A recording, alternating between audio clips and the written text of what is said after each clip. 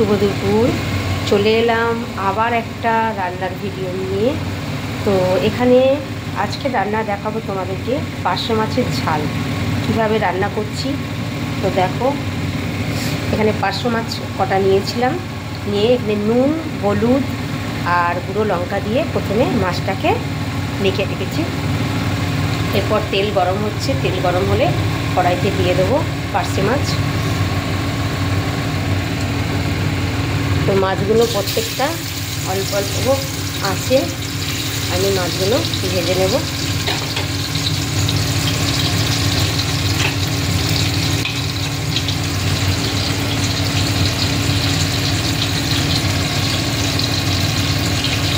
তো তোমরা কেমন আছো জানাবে। শুভ দুপুরের শুভেচ্ছা রইল সবার কার। তো এখানে প্রত্যেকটা মাছ আমার অলরেডি ভাজা হয়ে গেছে। এরকম আস্তে আস্তে করে মাছগুলোকে প্রথমে ভাজবে, যে যেমন ভাজা খেতে ভালোবাসে যেমনভাবে ভাজবে। তো দেখো, আমার এখানে প্রত্যেকটা মাছ আমার ভাজা হয়ে গেছে।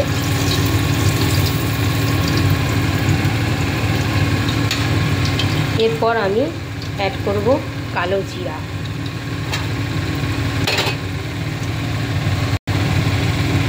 এখানে কালো জিরে দিচ্ছি প্রথমে।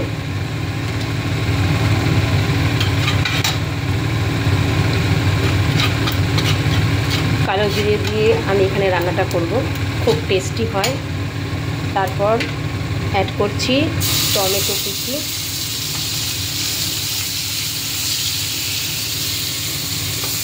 পার্শে মাছের ঝাল ঠিক এইভাবেই রান্নাটা করলে সত্যি কিন্তু খেতে খুব সুন্দর হয়। আমি এখানে শুকনো লঙ্কা অ্যাড করলাম না, শুধু কাঁচা লঙ্কা দিয়ে তরকারিটা করব।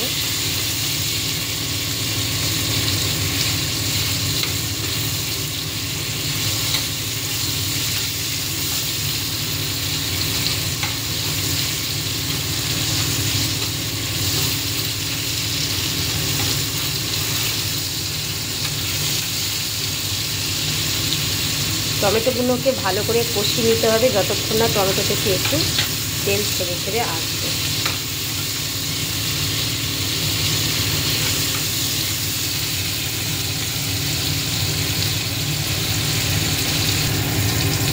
এরপর একটা বাটির মধ্যে আমি একটু স্বাদ মতো লবণ, একটু হলুদ, একটু লঙ্কার গুঁড়ো, একটু জিরার গুঁড়ো দিয়ে আমি এটাকে মিক্সড করব।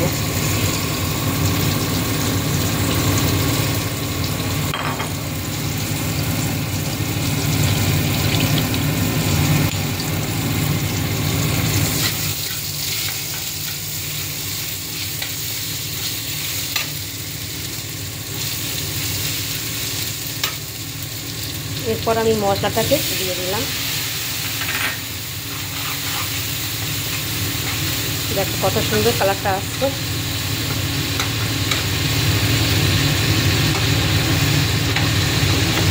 এরপর অ্যাড করলাম কাঁচা লঙ্কা।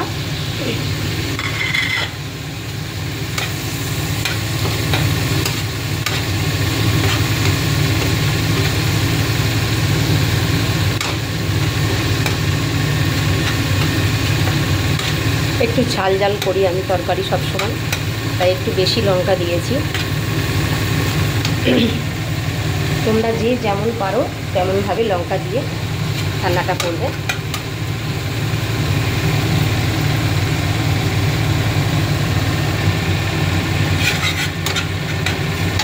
এরপর মশলাটা যখন কষানো হয়ে যাবে তখন একটু সামান্য পরিমাণে জল দিয়ে দেব। বেশি জল এখানে অ্যাড করলাম না, ঝোলটা যখন ফুটে যাবে তখন মাখো মাখো হয়ে যাবে।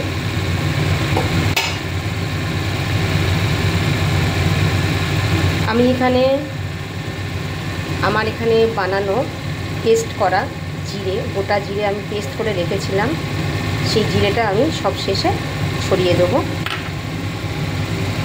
আর ধনে পাতা এখানে রয়েছে, ধনে পাতা আমি এখানে ছড়িয়ে দেবো। এই রান্নাটা কিন্তু আমি শুধু এরকমভাবেই করছি, কেননা হালকা রান্নাটা বেশ ভালোও লাগবে মাছের ঝালটা।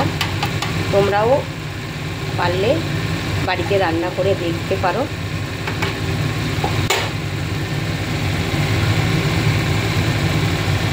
ঝোলটা এবারে ফুটে গেলে তখন মাছগুলো আমি দিয়ে দেব।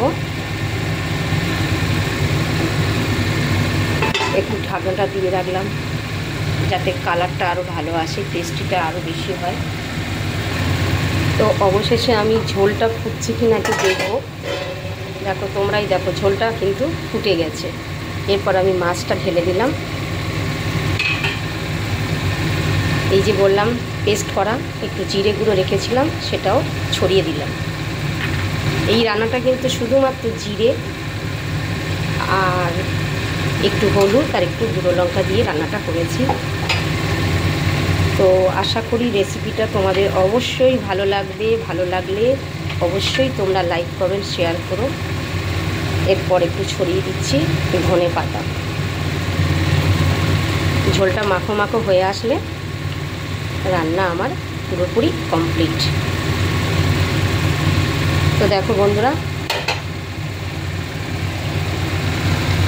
টাটা বন্ধুরা, সবাই ভালো থেকো, সুস্থ থেকো।